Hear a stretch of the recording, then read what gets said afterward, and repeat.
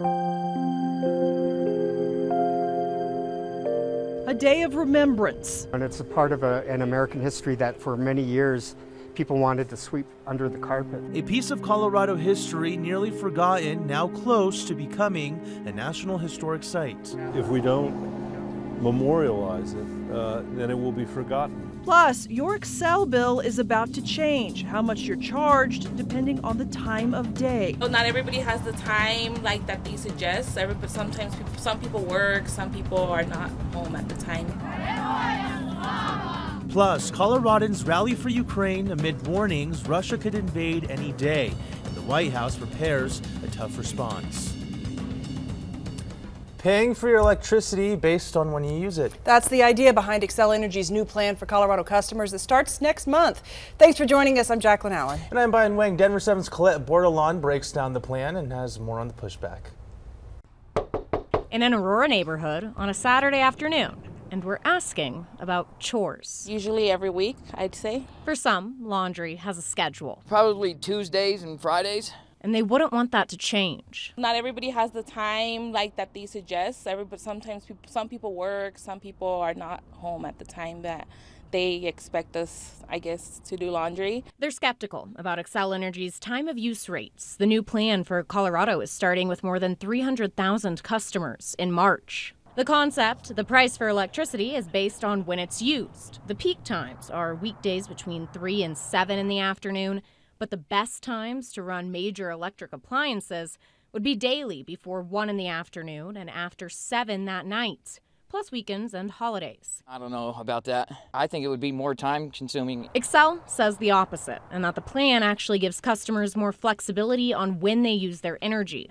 They say customers who choose the time of use plan will likely see their bills either decrease or stay the same. All customers are expected to be on the time of use rate by 2025, but can decide to opt out of the new plan. Colette Bordelon, Denver 7. Prices will also change based off the time of year. For example, electric prices will be more expensive during the summer, especially during peak times compared to the winter. You can find more information about Xcel's time of use pricing on its website. All right, let's take a live look outside at this warm Saturday evening. A little windy out there. You can see our Lookout Mountain camera moving around. Guess what? Arctic air is headed our way. Yeah, we're talking temperatures with 50-degree differences here in the next few days. Stacey, we have to enjoy these weekend temperatures while we can. Yes, I'd say enjoy tomorrow. Afternoon highs will be right around 60 degrees. And use it as a prep day. Just prep your car, your clothes, and your food. And just make sure you're prepared. As we go into this week, we're going to go from 60 degrees Sunday to 12 for a high on Tuesday with snow. So we're going to have about 3 days of snow as this system moves in. We have sunny, warm Sunday ahead. A cold front hits Monday, and then bitter cold by Tuesday with 3 days of snow here for the Front Range. That cold front is off to our northwest. It's coming this direction. All of that energy will be coming down across our area. So beautiful day tomorrow, 60 degrees. It'll be warm and dry, and these will be the highs on Tuesday. You can see to the north of us, definitely below zero highs for the day. We'll be at 12 for a high, and then out ahead of the front, it'll be 97 degrees in Laredo on Tuesday. But definitely Texas will be affected by this midweek as well. A fire weather warning in effect through tomorrow evening. It'll be so warm in southern Colorado, but big changes, as I mentioned, ahead. We'll have more on snowfall totals and when we expect this storm to leave coming up. All right, thank you, Stacey. Today marks 80 years since an executive order forced the imprisonment of any American with Japanese ancestry. Some of those were taken to Camp Amachi in southeastern Colorado. Senator Michael Bennett, Representative Joe Neguse, and Interior Secretary Deb Haaland visited that site today for a day of remembrance. They were also joined by Derek Akubo. 3 generations of his family were interned at the camp. It's a part of an American history that for many years people wanted to sweep under the carpet. If we're really to grow as a country, we have to face our demons, and we have to be willing to feel things that we aren't willing to feel, and to think about things we don't want to think about.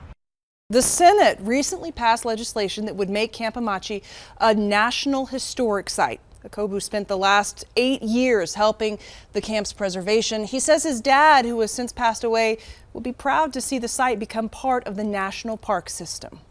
He would be just so happy, just the level of gratitude that he would be feeling would be extraordinary. I kind of feel it, you know, just thinking about it, you know, as far as how he would be feeling. Now, the legislation still needs to pass in the House, and then it will go to President Biden's desk to officially declare Amachi a National Historic Site. A Colorado military family is one step closer to getting closure about their loved one killed in the Korean War. This is Richard Lee Hall. He was killed in action during the war, and his remains have never been identified. His family is sending DNA samples to the Department of POW and MIA Accounting Agency. The agency is trying to identify 50 remains from the war. The family says if his remains are identified, they will be brought back to his grave at Fort Logan National Cemetery.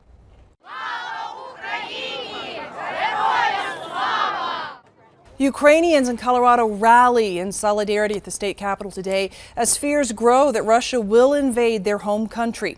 Those with family in Ukraine say this is history repeating itself. They're worried about the devastating consequences of war. They have no place to hide. They know it's going to happen. It's going to happen. Tens of thousands or hundreds of thousands of people in Ukraine will die, but so will many, many Russian young men and women from Russia. People from other Eastern European countries like Belarus and Lithuania were also at that rally. They are concerned if Russia does invade, their home countries could be next. Just to be clear, the U.S. says Russia could invade Ukraine any day, and we've just learned President Joe Biden will have a meeting with the National Security Council tomorrow. Vice President Kamala Harris joined Ukraine's president and other U.S. and NATO officials to talk about a diplomatic solution. The U.S. says it's still possible, but Harris gave this warning. We are prepared to move forward with consequences. We have prepared together economic measures that will be swift, severe, and united.